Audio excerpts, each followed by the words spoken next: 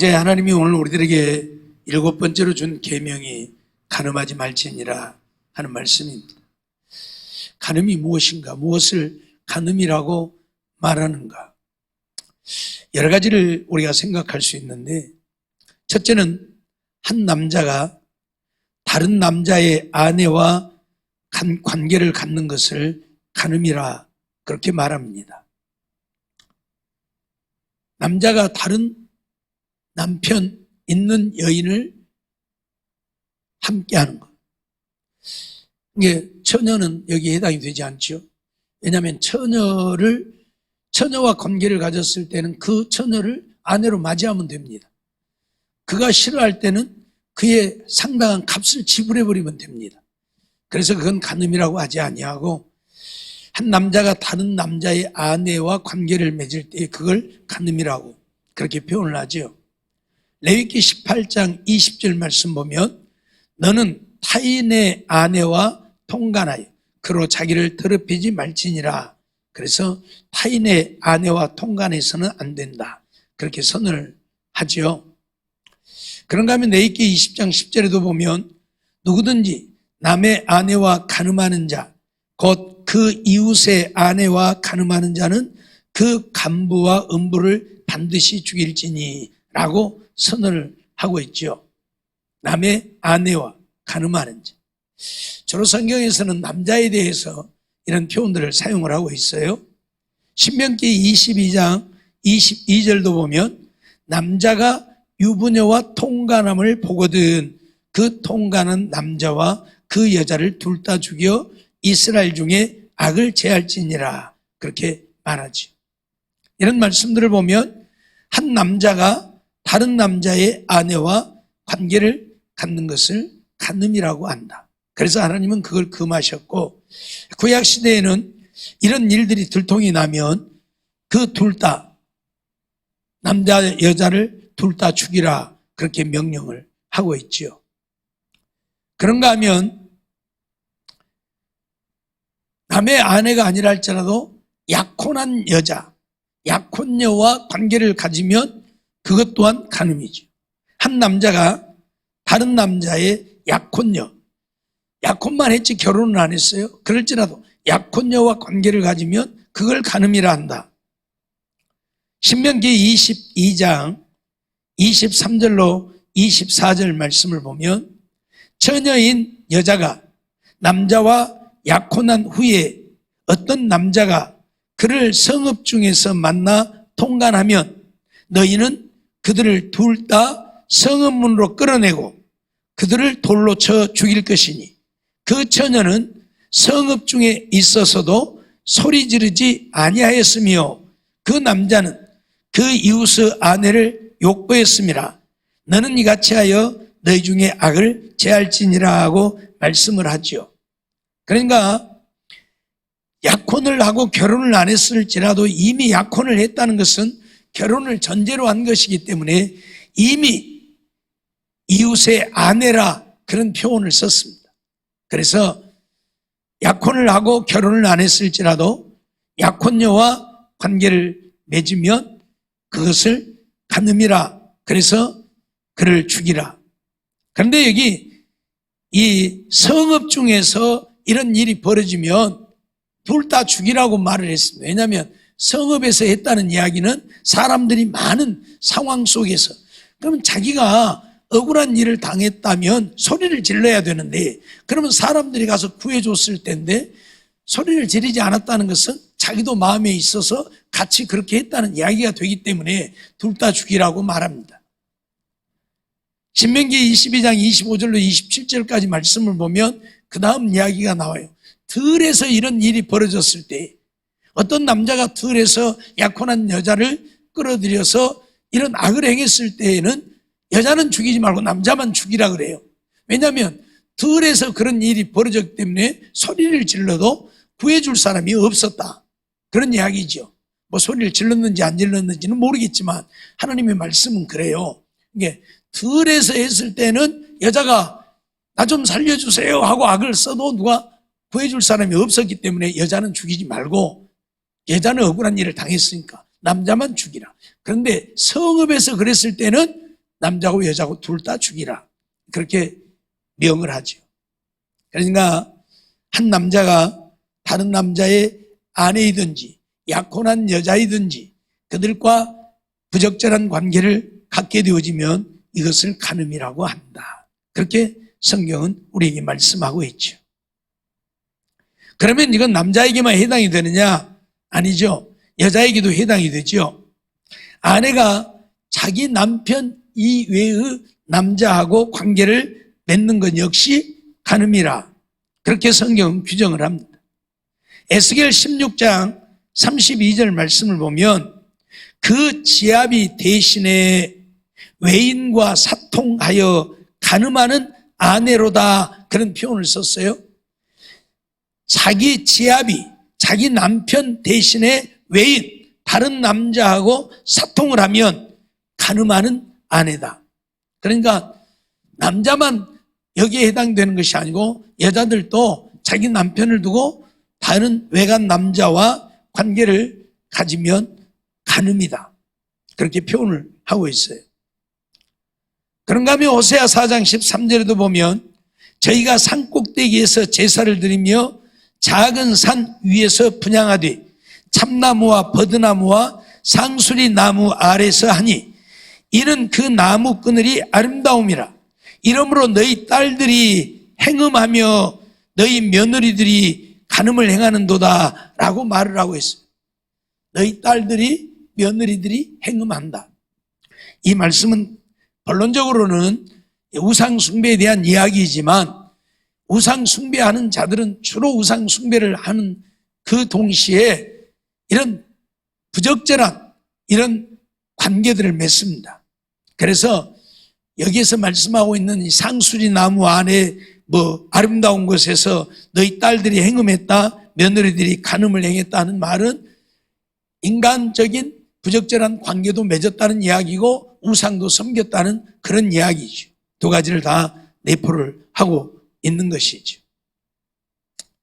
이런 것들을 간음이라고 한다. 그러니까 이유를 불문하고 다른 남자의 아내, 또 약혼한 여자와 또는 여자가 자기 남편을 두고 다른 외간 남자와 부적절한 관계를 가지면 이것을 간음이라고 한다.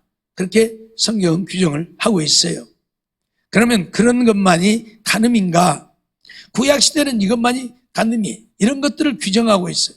그런데 신약에 와서는 예수님이 뭐라고 말씀합니까? 마음에 음욕을 품는 것도 간음이라 그렇게 말씀을 하죠. 마태복음 5장 28절 말씀을 보면 나는 너희에게 이르노니 여자를 보고 음욕을 품는 자마다 마음에 이미 간음하였느니라. 마음에 음욕을 품으면 이미 간음을 했다라고 표현을 해요. 음욕이 무엇입니까? 음란한 생각인데 한마디로 말해서 다른 여자를 보고 같이 한번 자면 좋겠다 이런 생각을 품는 것, 그걸 음욕이라 그래요. 음욕. 이런 생각을 갖는 것 자체가 간음이다. 행위적인 어떤 것을 하지 않았어도 마음에 품기만 해도 간음이다. 그렇게 주님은 선언을 하고 있어요. 그렇기 때문에 오늘 우리는 정말 간음에 대한 것들을 좀 깊게 생각을 좀 할 필요성이 있습니다. 구약시대는 육체적인 관계만 맺지 않으면 되어졌지만 신약시대에는 육체적인 관계는 물론이려니와 마음속에 품고 있는 것도 안 된다. 어떤 음욕을 품어도 안 된다. 그런 이야기가 되는 거죠. 그러니 여기에서 자유할 수 있는 사람들이 아마 거의 없을 것 같아요.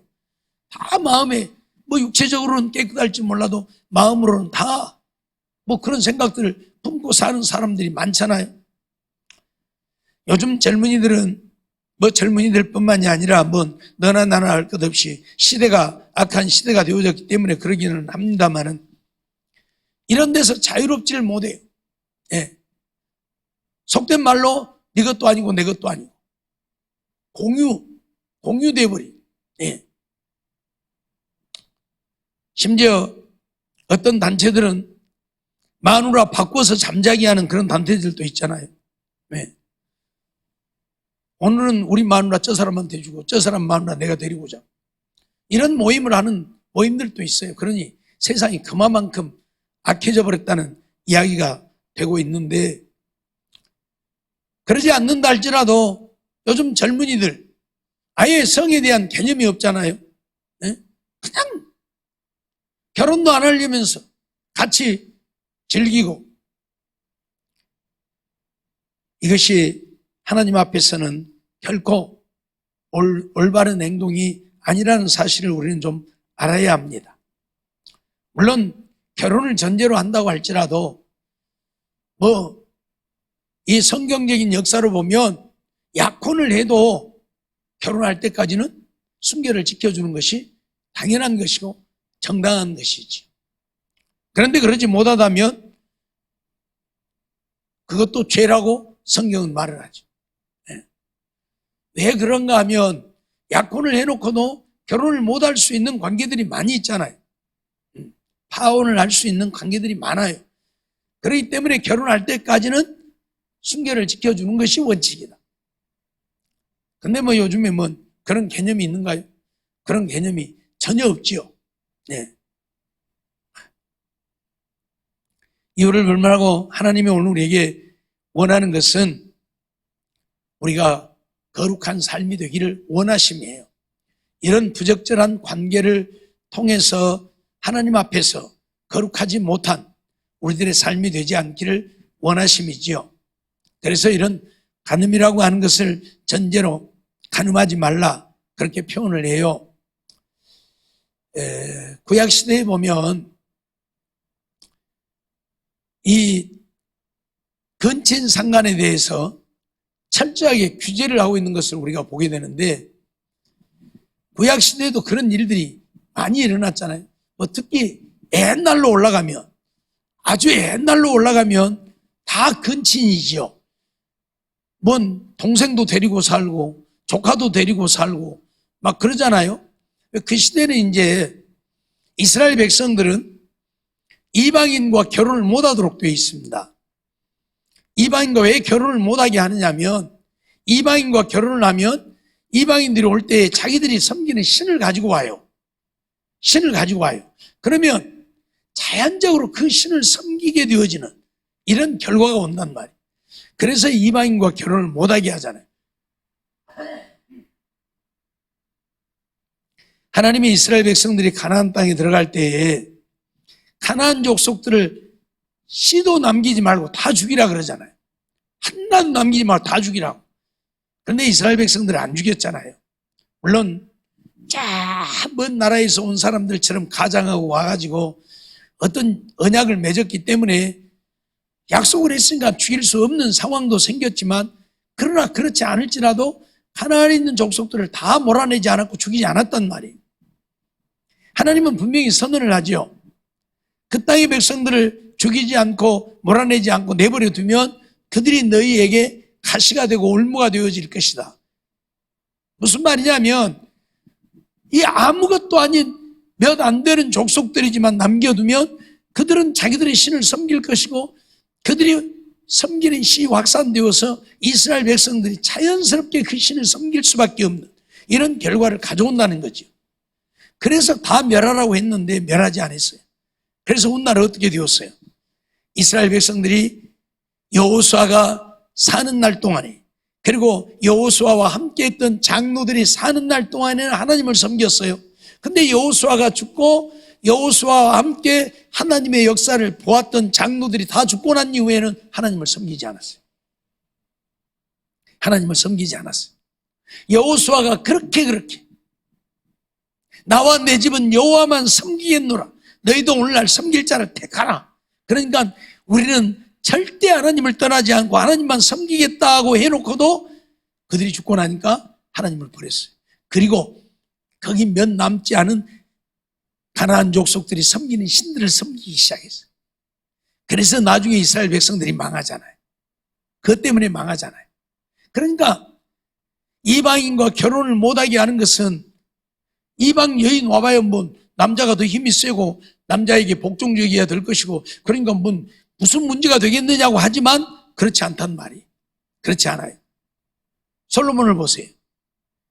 그런 유명한 왕도 여인들이 가지고 온 신들 때문에 온 나라에 그 여인들이 섬기는 신을 섬기게 하고 솔로몬 자신도 그런 신을 섬기고 이런 결과를 가져와 버리잖아요. 이렇게 무서운 거예요. 그래서 이방인과 결혼을 못하게 했단 말이죠. 그러다 보니까 자기 종족 내에서 결혼을 하다 보니까 근친을 아내로 맞이할 수밖에 없는 그런 결과가 와요. 이게 우리가 아는 대로 아브라함도 이삭도 야곱도 다 자기 사람들이에요. 자기 식구들이에요. 그러죠? 네. 그래서 아브라함이 어디 갈 때는 누이라고 해. 실질적으로 누이였으니까. 이삭도 그랬고 어디 가갖고 위험하니까 혹시 마누라가 이쁘니까 마누라 뺏으려고 자기 죽이고 마누라 뺏어갈까 겁나니까 야 어디 가면 누이라고 해. 실질적으로 누이였으니까. 네? 그래서 그런 것들이 좀 용납이 되어졌지만 그러나 이제 수요가 많아져서 이런 가족 범위가 아닌 범위에서도 얼마든지 결혼할 수 있게 되어진 때에는 가족들에 대해서 그러지 못하도록 했죠. 그래서 가족에 대해서는 일체 그런 행위를 못하도록 금지했던 것을 우리가 보잖아요. 아버지의 아내는 내 아버지 분신이다 그 말이죠. 쉽게 말하면. 그러니까 절대 부적절한 관계를 가져서는 안 돼요. 한마디로 말하면 아버지의 딸이든지 어머니의 딸이든지 그 말은 뭐예요? 아버지가 이붓 아버지고 어머니가 이붓 어머니다 그 말이에요. 아버지의 딸이든지 어머니의 딸이든지 이붓이라고 해도 절대 부적절한 관계를 해서는 안 된다. 왜? 아버지의 혈육이니까. 형제에 대해서도 마찬가지고. 그래서 그러한 것들을 철저하게 금했던 것을 보게 되어지죠. 이유를 불문하고 간음이라고 하는 것은 우리의 마음을 거기에 빼앗기게 되어지는 겁니다. 거기에 마음을 빼앗기게 되어지면 하나님에게서 멀어지고 하나님에게서 떠나는 이런 일들이 있게 되어지기 때문에 간음을 철저하게 금지시키고 있어요. 이런 상황에서도 사실 구약시대에 보면 구약은 신약보다 더 엄격하다고 볼 수 있어요. 예, 그때 잡아다 막 죽였잖아요. 신약시대는 누가 간음했다고 잡아다 죽입니까? 아니잖아요. 근데 구약시대는 간음하다가 들키면 그대로 잡아다가 돌로 쳐 죽이든지 불태워서 죽이든지 했잖아요. 그런 때에도 어째요?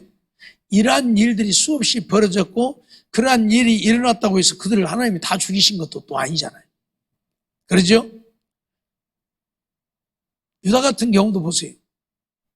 물론 장녀인 줄로 알았지만은 어찌되었든 며느리하고 부적절한 관계를 갖게 되어져. 그렇다고 해서 유다를 죽였습니까? 아니잖아요.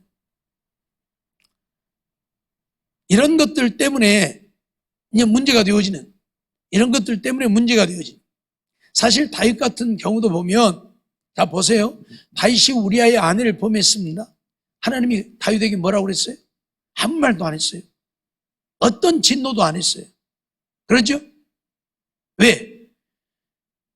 우리아가 아이를 가진 것을 알았을 때는 벌써 상당히 시간이 지난 뒤잖아요. 뭐 바로 그 다음날 알아요? 아니잖아요. 아이를 갖게 된 것을 알았으니까 적어도 상당히 시간이 지난 뒤에 그동안에 하나님은 어떤 말씀도 다윗에게 안 했어요. 그리고 우리아의 아내 밧세바가, 우리아라고 제가 얘기를 했네요. 우리아의 아내, 우리아가 아니. 밧세바가 아이를 가진 것을 알고 나서는 그걸 감추기 위해서 전쟁터에서 우리아를 불러들이죠. 우리아를 불러들였는데 우리아가 집에 가서 잠을 안 자고, 집에 가서 잠을 안 잡은 거예요. 아니, 아내하고 가서 잠을 자야 그래야 그 아이가 네 애기다. 뭐 그러면 될 거 아니에요. 잠잤으니까.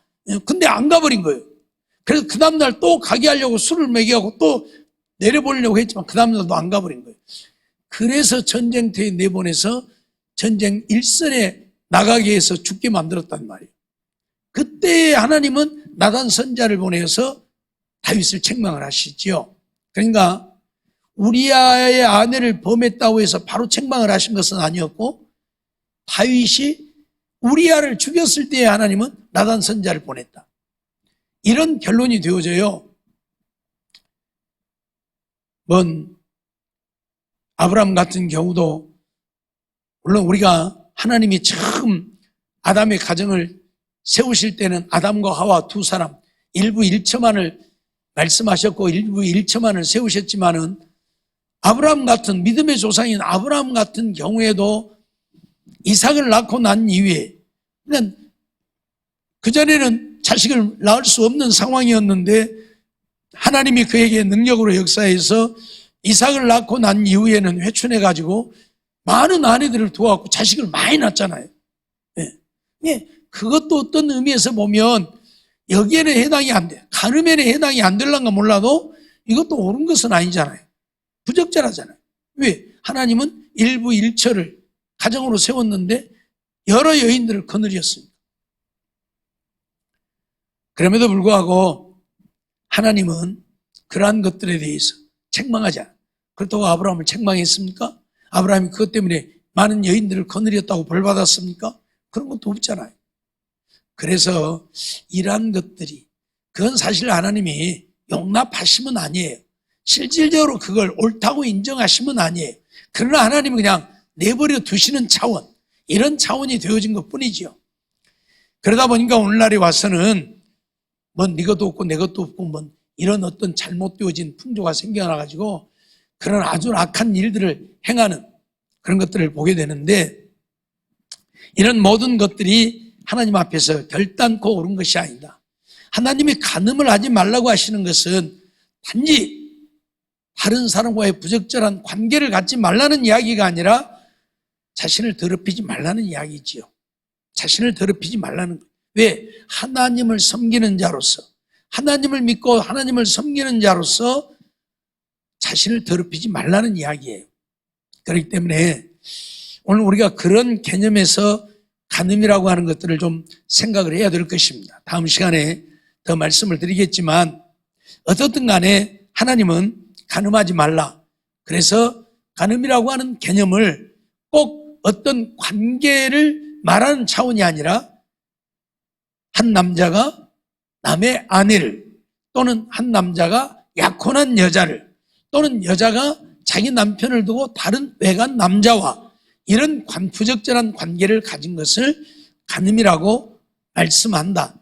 또 신약에서는 예수님이 그런 육체적인 부적절한 관계를 갖지 않았어도 마음의 음욕만 품어도 이미 간음했다고 선언을 하고 있어요. 그래서 그것은 우리 마음속에 이런 부적절한 어떤 생각도 갖지 말라는 이야기예요. 그 생각을 가지면 거기에 마음을 빼앗기게 되고 마음을 빼앗기면 하나님에게서 그만큼 멀어지게 되어지기 때문에 이런 부적절한 생각들도 갖지 말라 그렇게 말씀하시는 거예요. 그래서 음욕도 품지 말라. 그 말은 마음속에 그러한 잘못되어진 생각들을 갖지 말고 하나님만 바라보고 살라 그런 말씀이죠. 어떻든 하나님이 이러한 말씀을 하시는 것은 오늘 우리로 하여금 거룩함으로 하나님을 섬기라. 내 자신을 더럽히지 말라. 다음에 더 말씀드리지만 오늘 우리는 하나님의 성전입니다. 성령이 거하시는 전입니다. 그런데 이런 전을 더럽히면 안 되기 때문에 하나님은 간음하지 말라. 그렇게 표현을 하는 거예요. 구약시대는 신약시대와는 좀 다른 의미죠. 구약시대에는 가정을 파괴하는 것이 되어지기 때문에 그래서 간음하지 말라. 신약시대에는 하나님의 성령이 거하시는 전이기 때문에 이 전을 더럽히지 말라. 이런 부분은 다음 시간에 좀 더 구체적으로 말씀을 드리도록 하고요. 어떻든 다른 사람들과 부적절한 관계를 통해서 하나님 앞에 오늘 우리의 자신들을 더럽히는 일을 하지 말고 거룩한 삶을 살라 하는 것이 간음하지 말라 하는 말씀이라는 사실 잊어버리지 말고 정말 하나님 앞에서 오늘 우리 자신들을 거룩하게 보존해서 하나님을 기쁘시게 하고 하나님 마음에 합한 자들 되어서 하나님의 거룩한 영광 나타내고 사는 우리 모두의 삶이 되어지기를 주의 이름으로 축원합니다.